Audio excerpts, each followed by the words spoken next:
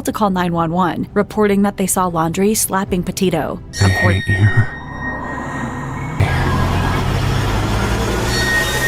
gonna die.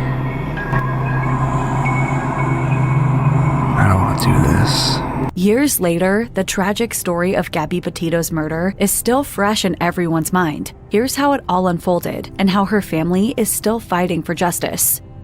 Although Gabby Petito and Brian Laundrie seemed like a strong, happy couple, the reality turned out to be quite different. This became more than apparent on August 12, 2021, when the duo had a physical altercation in Moab, Utah. It was bad enough that a witness was compelled to call 911, reporting that they saw Laundrie slapping Petito. According to CNN, another witness told the police he was trying to grab her phone, and then it seems like he had sort of walked to one side of the van and sort of wasn't letting her in. I remember she sort of hit him a few times, and it wasn't like slugs in the face, but just kind of like two kids fighting. Moab police eventually conducted a traffic stop and had lengthy conversations with the couple, which the entire world was eventually able to see thanks to body cam footage that was released after Petito was reported missing. As shown in one piece of footage, both Petito and Laundrie had small injuries on their faces. When confronted by police officers, Petito said, "You didn't hit me in the face, you didn't punch me in the face or anything." When asked to elaborate, there you go.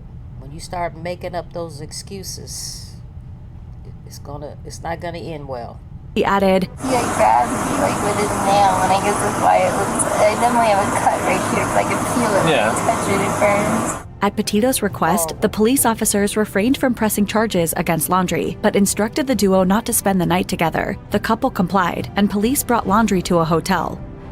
On August 17th, Laundrie took a flight from Salt Lake City, Utah to Tampa, Florida, leaving Petito behind. He flew back to Utah 6 days later to resume the trip. Steve Bertolino, the attorney that was eventually hired by Laundrie's family, later explained to Business Insider, Laundrie visited Tampa to obtain some items and empty and close the storage unit to save money, as Petito and Laundrie contemplated extending the road trip. On August 25th, Petito spoke to her mother over FaceTime for the very last time, and the two exchanged messages the next day. On August 27th, Petito's mother received another text message from her daughter, but she wasn't convinced it was actually Gabby who had typed it. It read, "Can you help Stan? I just keep getting his voicemails and missed calls." Why did this seem weird to Petito's mother? Because Stan was Petito's grandfather, and she never called him by his first name. It was on this day that a crying Petito and an enraged Laundrie were seen at a Jackson, Wyoming restaurant called the Mary Piglet's Tex-Mex. Also on this same day, the duo was recorded stopping by and shopping at a Whole Foods in Wyoming. This was the very last time Petito was seen alive. It's crucial to note that on the evening of August 27th, the couple's van was spotted isolated in Wyoming's Spread Creek dispersed camping area, the very same place Petito's body was recovered from a few weeks later.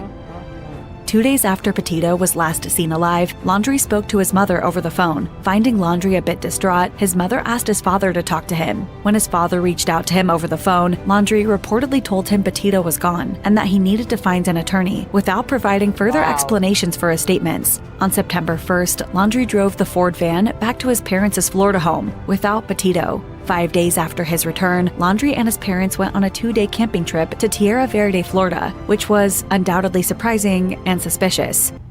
So you go on a trip even though your girlfriend is missing. Weird. Given the circumstances, after relentlessly trying to track Petito down for over 2 weeks, Petito's family ultimately reported her missing on September 11th. 4 days later, Laundrie, who refused to help the police with Petito's whereabouts, was flagged as a person of interest by the authorities. So please don't tell me she's been missing for 2 weeks before the family said anything. Subsequently, his parents' home was inundated with media attention. Arrest Brian! Arrest Brian! Arrest Brian! Bring Gabby home! The situation became even more complicated on September 17th, when Laundrie's parents reported him missing, claiming he had disappeared on September 14th. Eventually, the body of a young woman matching the description of Petito was recovered from the Spread Creek dispersed camping area in Bridger-Teton National Forest, Wyoming on September 19th. 2 days later, the body was identified as that of Petito, and it was declared that she was murdered. On October 12th, the findings of her autopsy report were made public. It was revealed that she died by strangulation, and her remains were discovered 3 to 4 weeks after her demise. On October 20th, skeletal remains of a human were discovered in Florida's Myakkahatchee Creek Environmental Park, which had been submerged with water for days due to heavy rainfall before the remains were found. We're talking about water levels up above almost the chest area, rattlesnakes, moccasins, alligators. A day later, the remains were confirmed to be Brian Laundrie's. On November 23, 2021, the disclosure of Laundrie's autopsy results revealed that he committed suicide by shooting himself in the head. A handful of Laundrie's personal belongings were recovered alongside his remains, including a backpack and a notebook.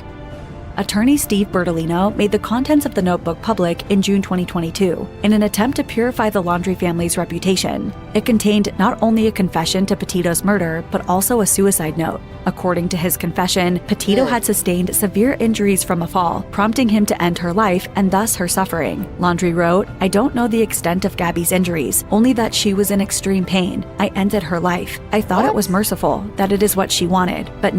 How do you know that? And why was she suffering according to you?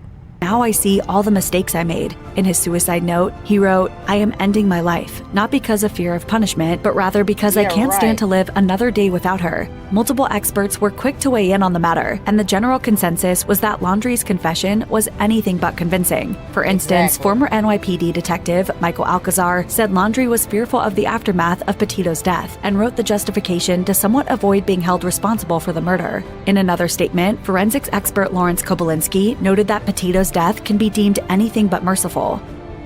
In March 2022, Petito's parents filed a bombshell civil lawsuit against Laundrie's parents, refused to cooperate with the police when Petito's disappearance was being investigated. They also filed a wrongful death lawsuit against them in May of that same year. The wrongful death lawsuit was settled after the Laundries paid Petito's family $3 million in damages in November 2022, while the civil lawsuit was mutually resolved on confidential terms in February 2024. Back in 2022, Petito's family also filed a $50 million wrongful death lawsuit against Moab, Utah's police department, claiming they could have prevented Petito's murder by acting with due diligence when they pulled Petito and Laundrie's van over in Moab. But we feel we need to bring justice because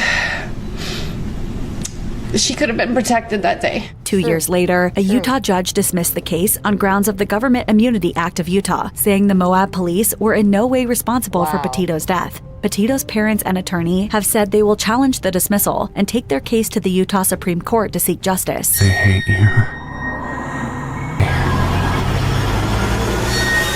You're gonna die. I don't want to do this.